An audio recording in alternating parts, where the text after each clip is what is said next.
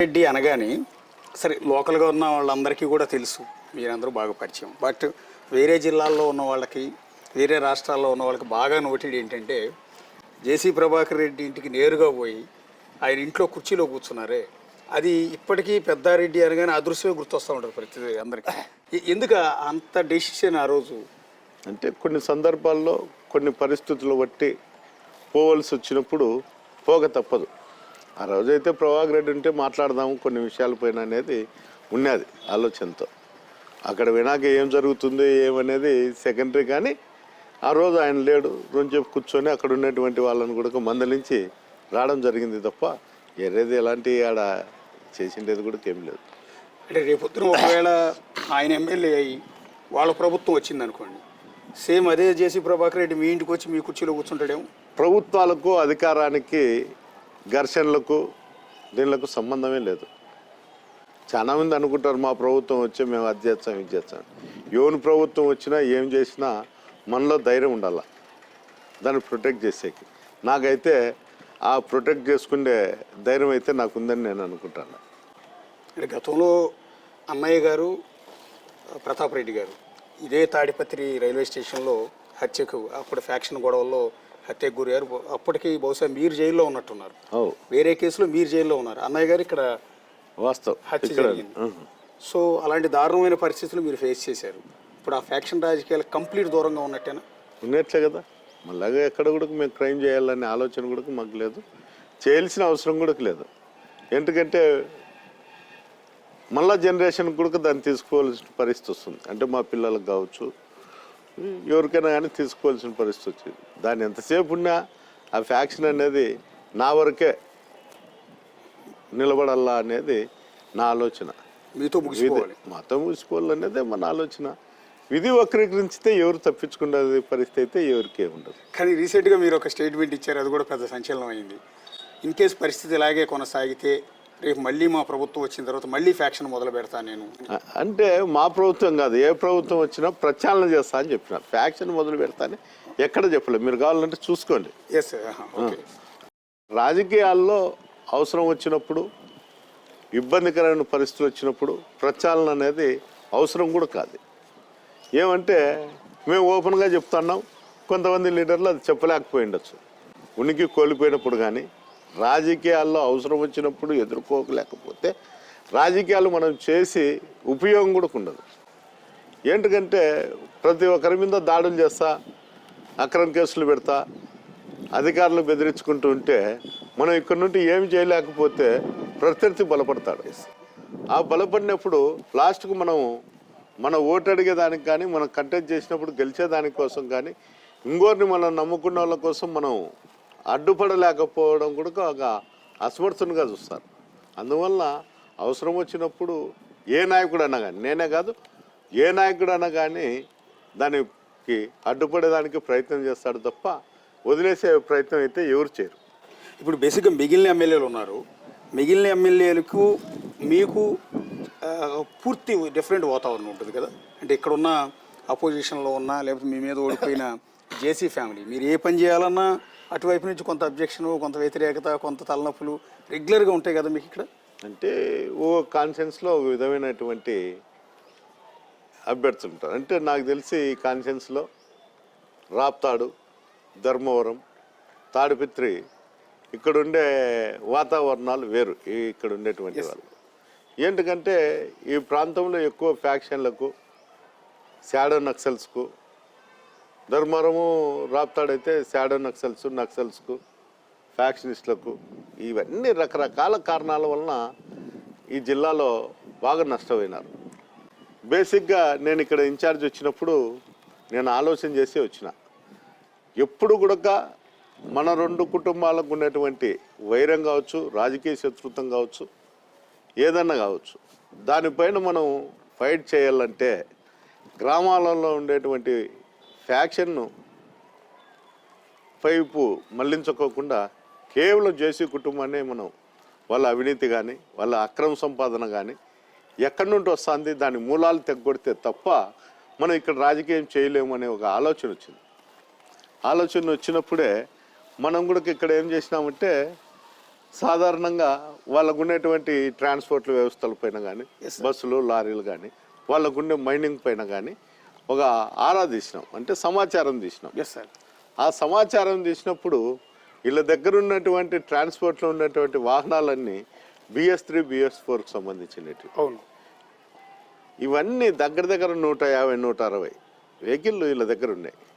అంతకెందుకు పక్క కర్ణాటక రాష్ట్రంలో కూడా 20-30 మా దగ్గర రికార్డు దొరికినంత వరకు, తెలంగాణలో కొంతవరకు, ఇట్లా రకరకాల రాష్ట్రాలలో ఈ విధంగా వీళ్ళు ట్రాన్స్పోర్ట్ వ్యవస్థను డెవలప్ చేసినారు. ఎవరన్నా కానీ ఇంత వ్యవస్థ నడిపేటప్పుడు ఎవరికి అనుమానం కూడా లేదు, అధికారులకు వాళ్ళకు తప్ప ఈ వ్యవస్థ ఈ విధంగా నడుస్తుంది అనేది అధికారులు బయట పెట్టాలని ఒక భయం. Yes sir. అవును. అంటే అప్పుడు ఉన్నటువంటి వాతావరణం అలాంటిది. కానీ BS4 వివాదం మీద కేసు వేసింది మీరే కదండి. దీంట్లో ఎలాంటి సిబిఐ ఎంక్వైరీ దాకా వెళ్ళినట్టుంది కదా. దాంట్లో ఈడీ ఈడీ అటాచ్ అయింది.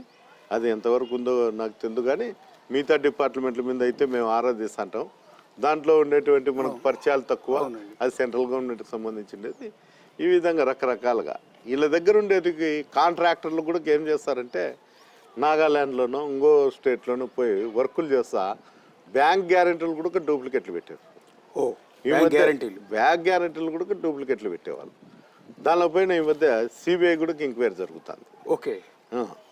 ఇవన్నీ ఎట్లుంటాయంటే ఇంతవరకు తాడిపత్రిలో సామాన్యులు ఇబ్బంది పడుతున్నారు తప్ప ఈరోజు వాళ్ళు ఇబ్బంది పడేదానికి ప్రజల్లో ఒక విశ్వాసం వచ్చింది. అంటే మనకు కూడా ఆ కుటుంబంతో ఇబ్బంది పడినా, ఆ పార్టీకి సంబంధించినంత ఇబ్బంది పడితే మనకు ఒక నాయకుడు ఉన్నాడు, మనం వెళ్ళి చెప్పుకోవచ్చు, మనం పోయి చెప్పుకోవచ్చు అనే ఆలోచన కలిగించిన ఆయన జేసీ ఫ్యామిలీ వాళ్ళ హిస్టరీలో గతంలో ఎన్నో ఫ్యాక్షన్ కేసుల్లో వాళ్ళ ఆరోపణలు ఎదుర్కొని ఉండొచ్చు, కానీ వాళ్ళ మీద ఒక కేసు పెట్టి జేసీ ప్రభాకర్ రెడ్డి లాంటి వాళ్ళని జైలుకి పంపించింది మాత్రం పెద్దారెడ్డేనా? అదేం కాదు, కానీ చట్టరీత్యా చేయాల్సి వచ్చింది, వాళ్ళు చేసినారు అంతే తప్ప నేనేం అధికారం ఏమన్నా వాళ్ళ జైలు కంపెనీకి తీసుకున్నాను. అట్లుంటే నాకు అధికారం ఉంటే శాశ్వతంగా ఆ కేసులు తెగేంత వరకు జైల్లోనే ఉందరు. అంటే మరి ఒకసారి జైలు నుంచి బెయిల్ మీద విడుదలై బయటకు వచ్చిన సందర్భంలో సమ్ ర్యాలీ చేసేది అడవాడు చేశారని మళ్ళీ ఇమీడియట్గా జైలుకి పంపించినట్టున్నారు కదా. అంటే పోలీస్ అధికారులు ఇట్లా ర్యాలీ వచ్చి డిస్టర్బెన్స్ చేయకూడదు. అంటే దగ్గర సమీపంలో అంటే యాక్సెప్ట్ చేసింది కానీ కడప జైలు నుండి ఇటుకు రావాలంటే 120-130 కిలోమీటర్లు రావాలి. ప్రతి గ్రామంలో హైవే పైన అల్జడి చేస్తా ఇబ్బందికరమైన పరిస్థితులు ఉంటాయని వాళ్ళు ఇన్స్ట్రక్షన్స్ కూడా ఇచ్చినారు. పోయేటప్పుడు 10-20 ఎన్నో వెహికల్ వేసుకొని పో, కానీ హంగాము పోయి ప్రజలు డిస్టర్బ్ చేయొద్దని. ఇతన్ని ఇంట్లో అధికారుల విందని కూడా తిట్టడము ఇవన్నీ జరిగింది. ఒక అతను ఎస్సీ ఇన్స్పెక్టర్ ఉంటే అతన్ని కొట్టనీకి పోయినాడు, కేసు పెట్టినారు, మళ్ళీ తీసుకుపోయినాడు. అదృష్టం ఏమంటే ఆయనకు మళ్ళీ కొద్ది రోజులు జైల్లో ఉండాల్సిండేది, కరోనా అటాక్ అయిందని ఏదో మేనేజ్ చేసుకుని ఏదో బయటపడి వచ్చినాడు. అంటే అందరూ అనుకునేది ఏంటంటే బేసిక్గా జేసీ ఫ్యామిలీని ఎవరైనా టచ్ చేయాలంటే వాళ్ళ ఇంటికి వెళ్ళి ఒక పర్సన్ని అరెస్ట్ చేసి తీసుకురావాలంటే పోలీసులకు కూడా అప్పట్లో ధైర్యం ఉండేది కాదు. కేవలం పెద్దారెడ్డి ఎమ్మెల్యే అయిన తర్వాతే అధికారులకు కూడా బలం వచ్చింది, ధైర్యం వచ్చింది అని అంటూ ఉంటారు. అదేం కాదు, కానీ చట్టరీత్యా ఏం చేయాలో అది చేసినారు అంతే. కానీ గతంలో అదే చట్టం ఉంది, కానీ ఎప్పుడు కూడా చట్టం అంటే ప్రభుత్వాలు కూడా దాన్ని యాక్సెప్ట్ చేయాలి. గతంలో ఉండే ప్రభుత్వం చంద్రబాబు నాయుడు గారు ఉన్నారు. దివాకర్ రెడ్డి అంటే ఏదో పెద్ద ఒక శక్తి అనుకోనో లేకపోతే రకరకాలుగా అనుకోనో దివాకర్ రెడ్డి పైన కేసులు పెట్టినా కానీ ఎన్ని సమస్యలు వచ్చినా కానీ చూసుచున్నట్లు పోయేవాళ్ళు. కానీ ప్రభుత్వ అధికారులు అందరూ మీ చేతుల్లో ఉన్నారని గతంలో డిఎస్పీ చైతన్యని ఉద్దేశించి ప్రభాకర్ రెడ్డి ప్రతిరోజు తిడుతూనే ఉండేవాడు. మీకు సహకరిస్తున్నాడు, మీ చేతుల్లో మంచిగా ఉన్నారు. రీసెంట్గా ఒక సిఐ ఆనందరావు సంథింగ్ చనిపోయినప్పుడు ఆత్మహత్య చేసుకుంటే మీ వల్ల చనిపోయారు అని ప్రభాకర్ రెడ్డి గారు ఆరోపించారు. నేను ఇటు చెప్తా, ఏ అధికారికైనా రెవెన్యూ వాళ్ళకి కావచ్చు, పోలీసు కావచ్చు, సేల్ ట్యాక్స్ కావచ్చు, ఎనీ డిపార్ట్మెంట్ పోయి మీరు కాల్ లిస్ట్ తీసుకోవచ్చు. ఈ 5 సంవత్సరాలలో నా గుండా ఎన్ని ఫోన్లు అధికారులకు పోయినాయి, వాళ్ళ గుండా నాకు ఎన్ని ఫోన్లు వచ్చినాయి అన్ని అధికారులకు. ఆనందరావు అనే సిఐకి వ్యక్తిగతంగా ఫ్యామిలీ గొడవలు ఉంటాయి. అవును, ఈరోజు నేను చెప్పాల్సిన అవసరం లే, అదే ఆ కుటుంబము వాళ్ళు ఫ్యామిలీ ఎక్కడ పెట్టినారో ఆ చుట్టుపక్కల వాళ్ళకి అందరికీ తెలుసు. ఆ ఫ్యామిలీ గొడవల్లో అతను సూసైడ్ చేసుకోవడం జరగదు. ఆ రోజు భార్య ఉన్నది, కూతురు కూడా ఉన్నది.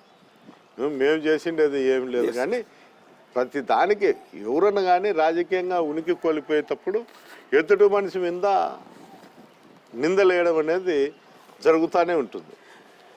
ఇప్పుడు అంతెందుకు ఎప్పుడు జరగనటువంటి డెవలప్మెంట్ ఇప్పుడు జరుగుతుంది. అంటే డోనర్లతో కావచ్చు, నాడు నేడు కింద ఇది ఇక్కడే ఇది ఆ కాంపౌండ్ తెల్ల కాంపౌండ్ మా ఇంటి పక్కన కట్టినారు. ఇదే ఇక్కడ ఇది పార్క్ సైట్, ఇదంతా పార్క్ బిగిన్లో సైట్ అంతా కట్టినారు. అదో అక్కడ కడ్డీలు కూడా కానొస్తున్నాయి. ఇదే కాంపౌండ్ కాలేజీ కడతా అంటే అతను కోర్టుకు పోయి స్టే తీసుకొచ్చినాడు. ఏంటంటే అతనికి సౌకర్యంగా ఉంది గ్రౌండ్.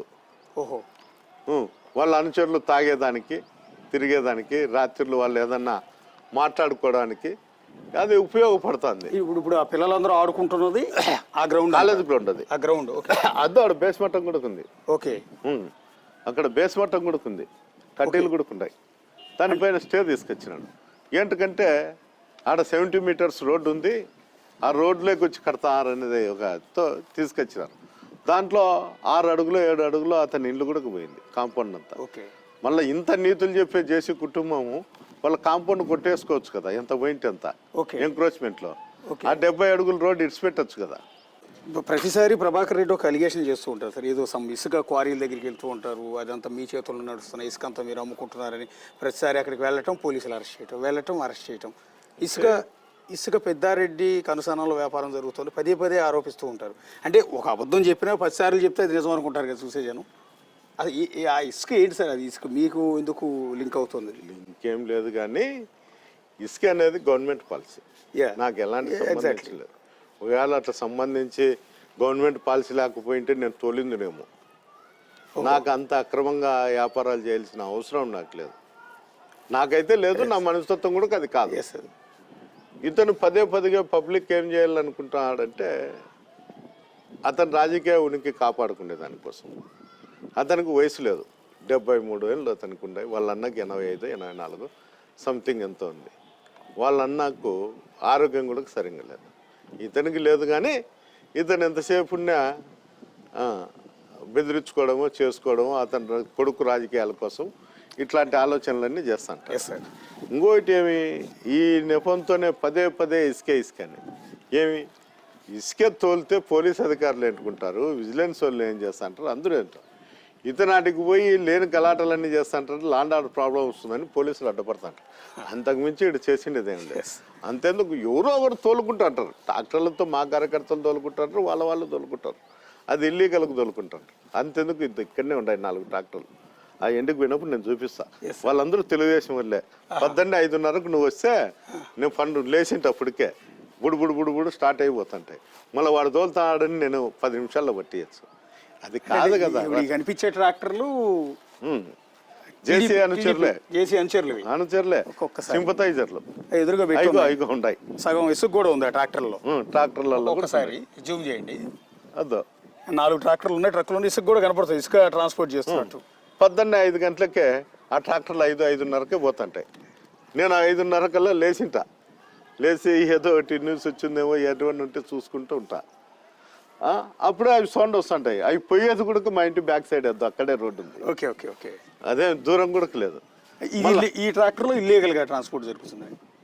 అంటే ఏడని చిన్న ఇల్లు కట్టుకుంటా అంటేనే వాళ్ళకి ఇళ్ళకు వాళ్ళే అనేది కాదు, ఇక్కడ అన్ని పార్టీలకు అన్నింటికి సంబంధించిన వాళ్ళంతా